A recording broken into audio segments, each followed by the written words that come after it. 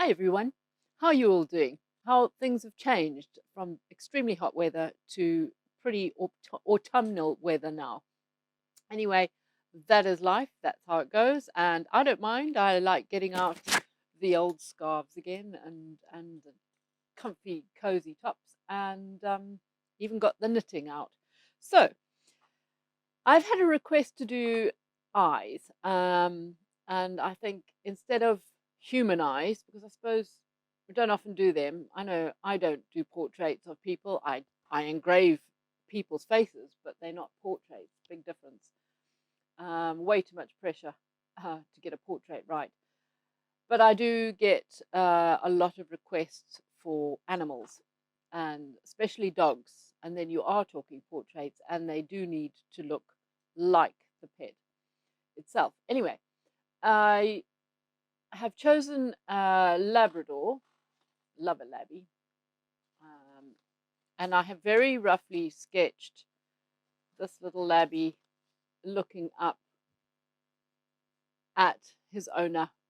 I'll put this here so you can see more clearly, hopefully. I'm not even really sure how I'm going to tackle it yet.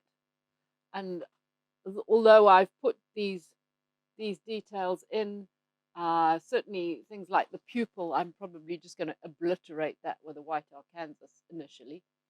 But it gives you an idea of the kind of layout. And so basically for this short video for tier 2, we'll do the eyes, and then the rest of the dog's face will be on another video for tiers 3 and 4. So obviously, if you want to see the rest of the video, then have a quick upgrade to tier 3 and 4. Right. I suppose we can get on with it. I can't think of anything else except I hope you are safe and well and not too stressed out. We will get through this time. Okay. Enjoy the video. Okie dokie, we're all set up. I've got the glass in with a white background so you can see the black, and I have a little white Arkansas stone, a soft stone. All I'm going to do is quickly do the outlines that I've drawn in pen, and there's so many different ways of doing this, but what I'm going to do basically is just go exactly on the lines which are some of them are the darkest areas, but it really doesn't matter at this point in time. All you're doing is mapping it out for yourself for later so that you can remove the white background and start working the right way round. My hands are so dry, so I do apologize, but as you know, no hand cream when you are engraving glass. Like anything greasy, you just want to avoid, obviously. But anyway, so you're not looking at my hands, you are looking at the engraving. So slowly and carefully around these lines. As I said, I will be just marking it out. I'll be obliterating what you see are the irises, not the irises, the pupils of the eyes in a moment. It actually, even though I will obliterate them, I've had a sort of a feel of how big they are, because basically initially I have traced the image of the dog, putting things in place, just in the right places. So I want to make sure that I get those pupils the right size, and so it's easy to get a feel of the size. If you've drawn it on first, then by the time you get down to engraving it, you've got a better feel. I do anyway. It just helps. And as you can see, I've very lightly filled in the one eyeball. I'm doing the other.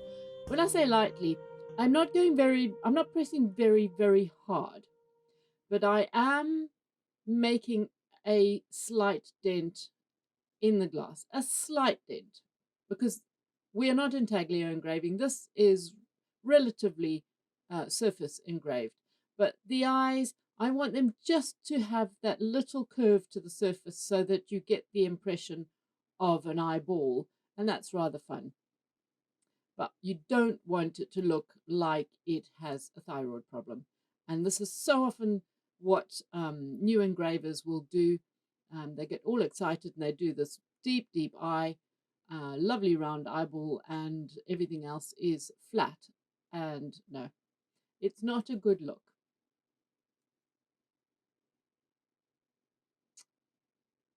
Right. This dog actually, it is a really cute photograph. Um, he's got his face sort of um, leaning on a table or leaning on some sort of bar. I'm not really sure what it is in the picture. And he's looking up at the owner, I'm assuming. And I just thought the face itself is really, really cute. I might add the tabletop or whatever later. I don't know, but I don't think we need to. Right, as you can see, we've taken away the white, and now you can see the engraving much more clearly. I am pointing out actually a little bit of what I call burning on the glass, where you have only happens on some glasses sometimes with a white Arkansas or a rubber or something like that. When you go a little bit, maybe a little bit too hot on the glass, and it almost creates a tiny little chippy effect. Don't be afraid, you can easily get rid of it. And that's what I'm doing on the ear right now as well. There was a little bit of it there. All it does is that you can see it. It's a little shiny kind of area, which you can see is not quite right. And so you just engrave it away. Right, here I have got a small diamond burr, and I am going to start just kind of filling in what I can see are the whitest areas. And all the time, my strokes are in line with the growth of the hair or wherever I am. It's logic that you don't want to do this in little circles or straight lines across. Really, I suppose if you've got a particular style and you want that sort of style where the whole thing is linear in one direction, but I like to go in this case in the flow of the hair. And sometimes I get the flow wrong and then I adjust it later. All the time I am referring to a printout of a photograph. I never work from any other kind of image, and often it's a photograph that I've taken of say a customer's dog. But in this case, I think it's a copyright free. But I mean, by the time I'm finished, it's nothing like the original picture anyway. Anyway, so off you go with the highlights. Just a general, very, very simple movement. And as you can see, I am working dry. I just felt like it today. Just felt like working dry.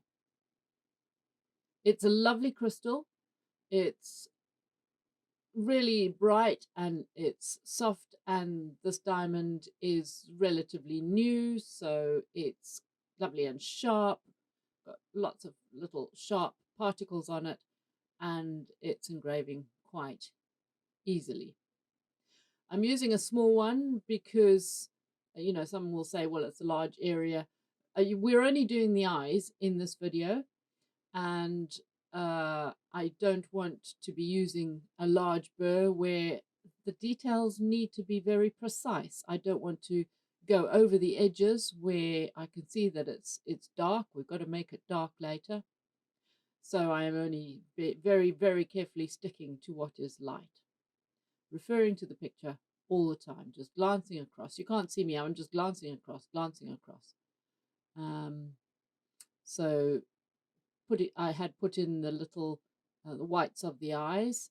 And on the other eye, you can't really see the whites of the eyes as such. It's because it's around the corner. It's really important to, I think, to trace the details initially, because it's really important to get the proportions right. You know, you can look at it and think it's quite simple, and just copy it on or just draw it on. There's quite a large difference between the back eye and the front eye. And, you know, people might make the back eye a little bit too large, and it just throws everything out.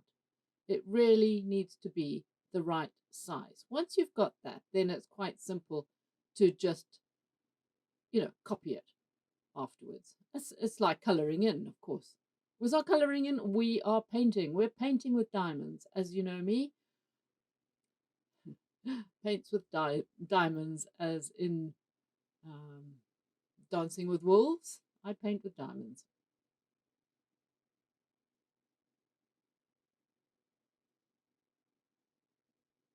I've just gone over with I've got the white Arkansas, as you can see, not the diamond anymore. And I've just gone over some areas that were a little bit darker. And I might have gone over them a bit with the diamond, or I've seen in the picture that they should be a larger, darker area. So I've just gone over again. You can work over and over quite easily.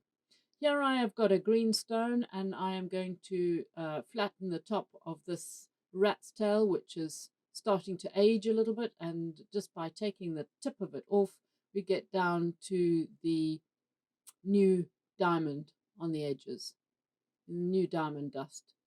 And that means that it's going to produce a nice sharp cut. As you can see, I feel it with my fingers a lot. I'm so used to doing that. I do it without thinking, as I've mentioned before. You can feel straight away how sharp it is. And I have got my really cheap grotty glass, and there is a good test of how sharp it is, because it's chewing quite nicely into that.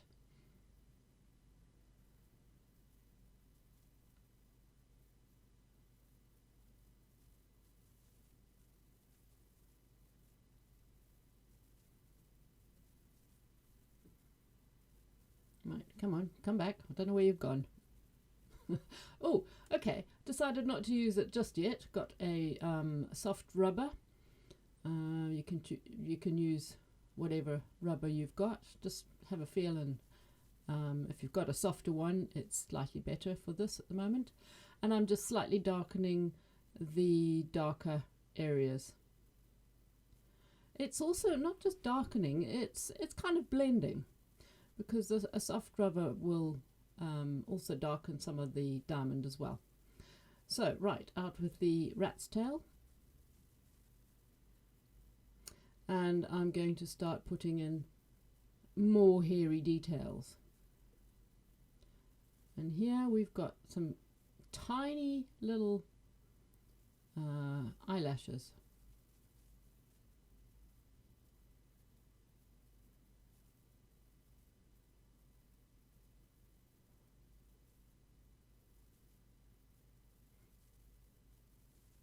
This is a very light coloured Labrador. It's not a dark one, and if I mean, black Labradors are lovely, but of course you've got the problem of the fact that your medium is white on black, and so if you are really having to engrave someone's black Labrador,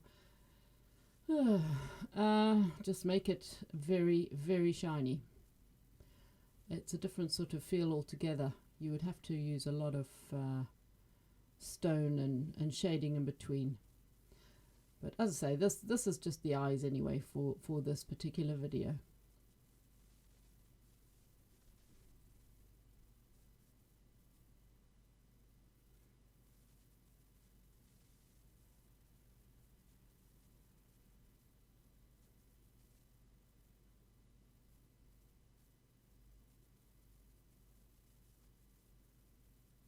I'm pressing relatively hard. You want to be able to see the hairs quite clearly.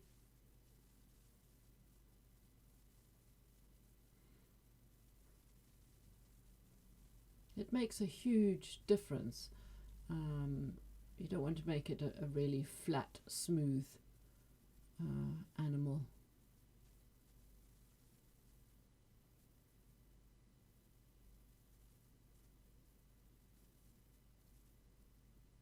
I do love a rat's tail. It has, you can engrave something really precisely with it, which is fantastic. Providing it's nice and sharp, of course. And obviously you can use it wet. Wet will be even sharper, but not quite as white. I always, final hair touches I generally work dry anyway. You can see our little pooch is already looking up adoringly, even though we've hardly got any details in the eyes yet.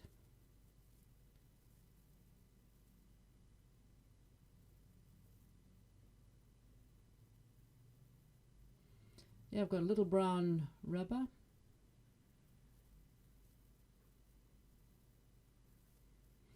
And running that in the more precisely in the darker areas. And remember, you can go back and forth and back and forth. So if you've put too much dark, make it lighter again. You're not taking that much glass off each time, so you're not going that deep. White Arkansas.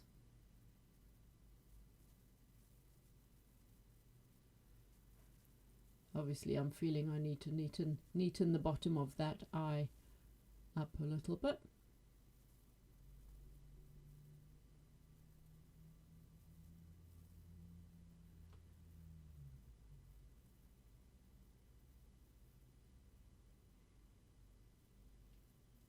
Just blending in some of those hairy areas, half toning it.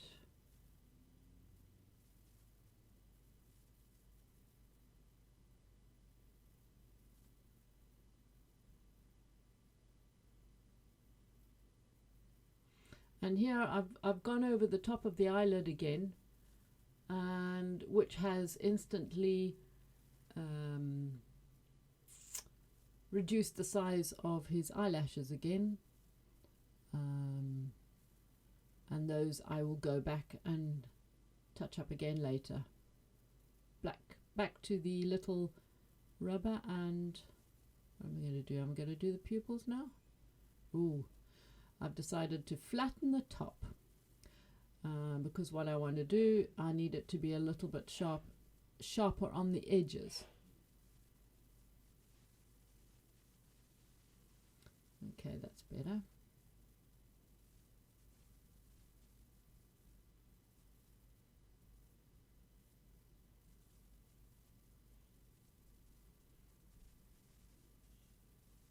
See how nice and dark it is.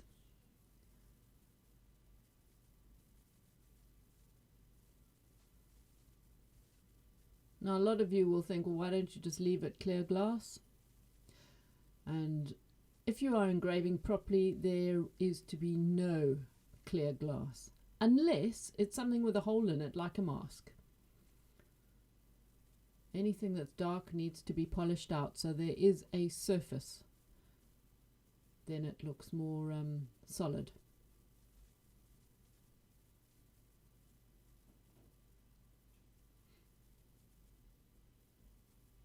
You can see I'm wiping it with my fingers all the time, because obviously you're producing a lot of dust which is getting in the way, and you, especially on these details, you want to be able to see exactly what you're doing very clearly. Got the white Arkansas again, still not happy with the top of the eye, so I've come back into that.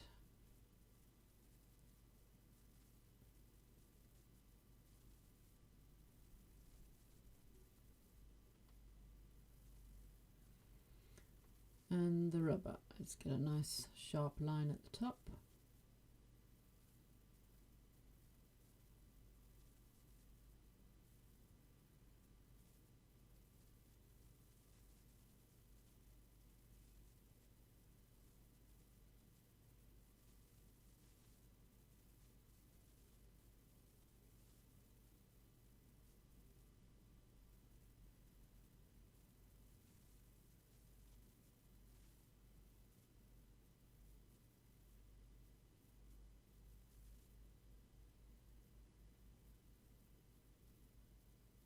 It's all blending in rather nicely, I think. This dog has a sort of a, he's got lovely eyes. He's got quite a dark ring around the edge of the iris.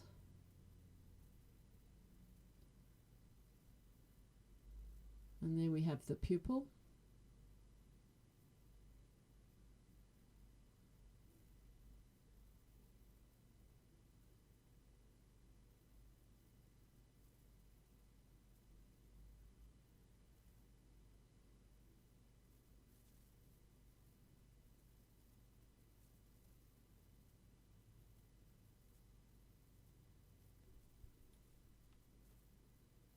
So this is a little white Arkansas, slightly different shape. I think I bought this years ago offline when I just put in white Arkansas.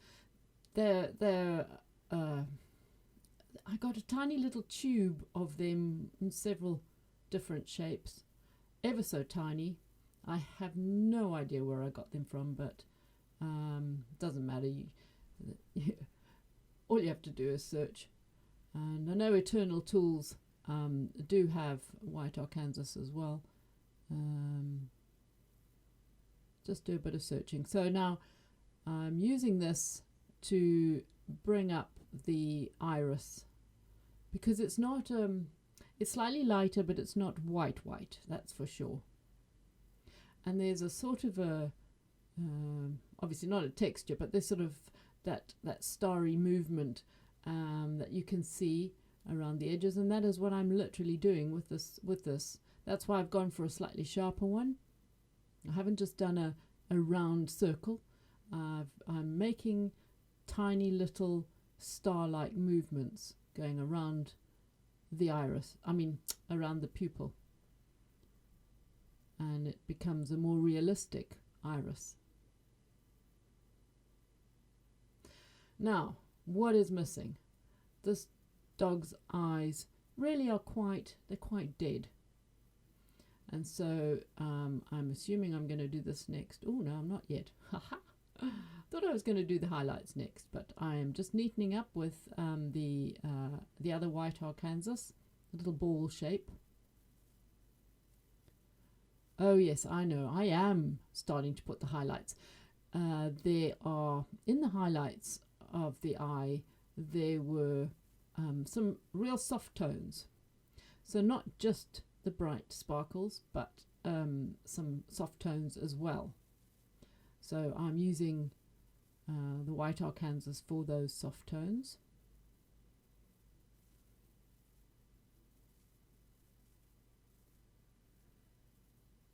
It's a reflection of the world, really, in his little eyes. Right, rat's tail. It's important to get these little highlights in the right place, because if you don't match them up on both eyes according to your photograph, really important. If you just plop some highlights in wherever you feel like on both, they can very easily look squint, because it's important that the reflection is in the appropriate place.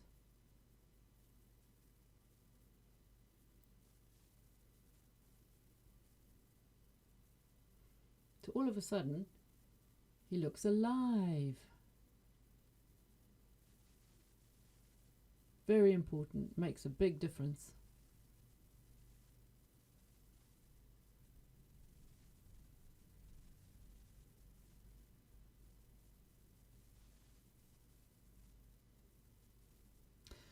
Now I'm flicking some little hairs upwards into the more shadowy area, and this gives the impression of dark hair coming downwards. And likewise here, it gives the impression of dark hair growing upwards by flicking down with the diamond.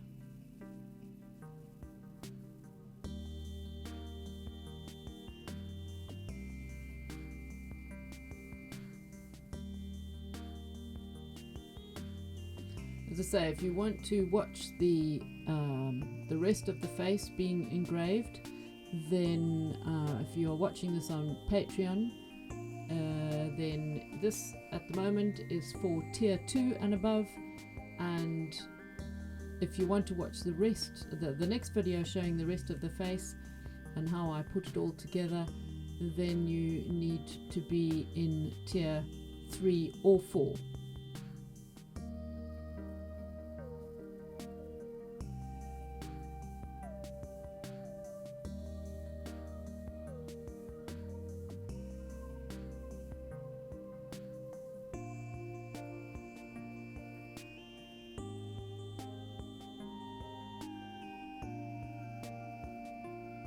If I wasn't just doing a video of just the eye, then I would be, if I was doing the whole face in one time, then I would be doing bits and pieces of the whole face, and the final touches of the eyes and all the little hairy bits would be at the very end. But for the purpose of this video, I'm doing the eyes first. Now here I've gone back in to neaten the pupil, which I felt was not, I've had gone over a little bit with the white Arkansas, and on this eye there was a little flick up of darkness into the half-tone reflection. So there you have it, some dog eyes looking adoringly upwards.